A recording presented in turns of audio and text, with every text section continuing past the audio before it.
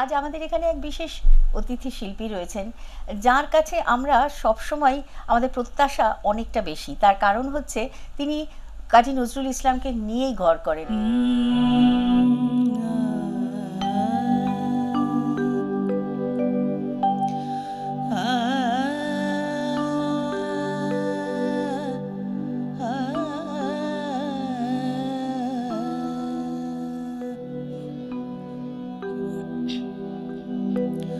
তুমি ভোরের শেষে রাতের নয়ন পাতে,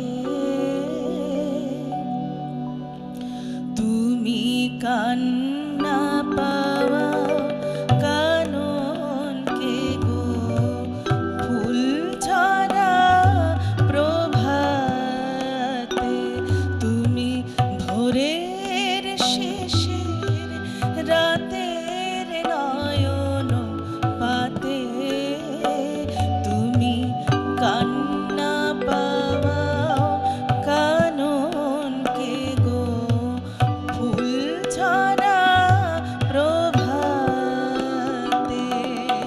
ফুল ফোটানোর সময়ও আমরা ভৈরবীকে দেখি, ফুল ঝরার সময়ও ভৈরবীকে দেখি, এবং আমরা যেভাবে তা দেখি, আমাদের দেখতে শিখিয়েছেন যে মানুষগুলো, তাদের মধ্যে কাজী নজরুল ইসলাম অন্যতম, তাই না মঞ্জুষা?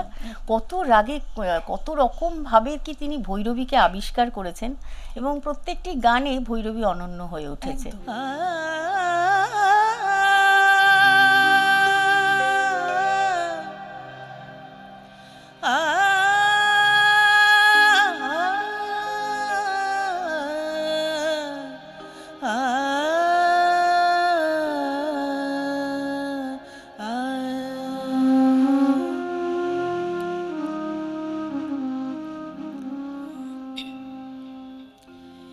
একই সুরে কোন সুরে,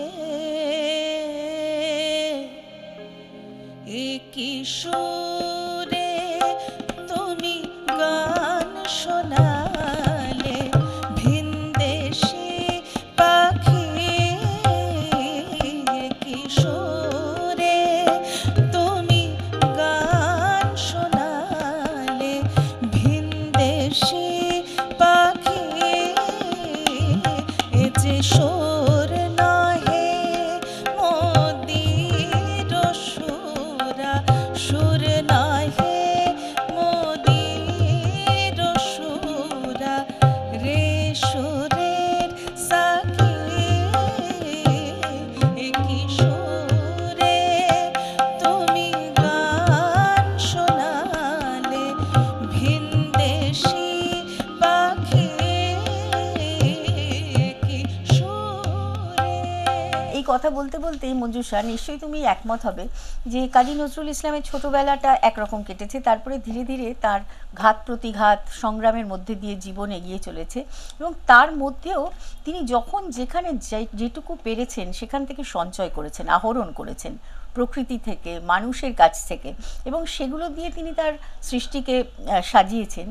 এই গানটি তুমি যে শোনাচ্ছিলে, কোথাও একটা ভীষণ গজলের আঙ্গিক রয়েছে, শের যেমন রয়েছে, তার সঙ্গে সঙ্গে তুমি যদি লাইন্সগুলো দেখো, প্রথম দুটো লাইন, প্রথম লাইনটা তৃতীয় লাইনটা অন্তমিল, এবং দ্বিতীয় লাইনের সঙ্গে আবার পরের স্ট্যান্জার যে পরের স্তবকের যে শেষ লাইনটা, সেখানে কোথাও একটা অন্তমিল। সখী বলো বধূবারে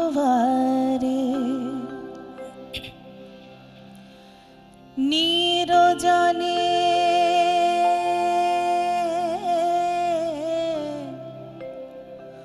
বলো বধূবারে সখী বলো বধূবারে, নিরজনে বলো বধূবারে, বলো বধূ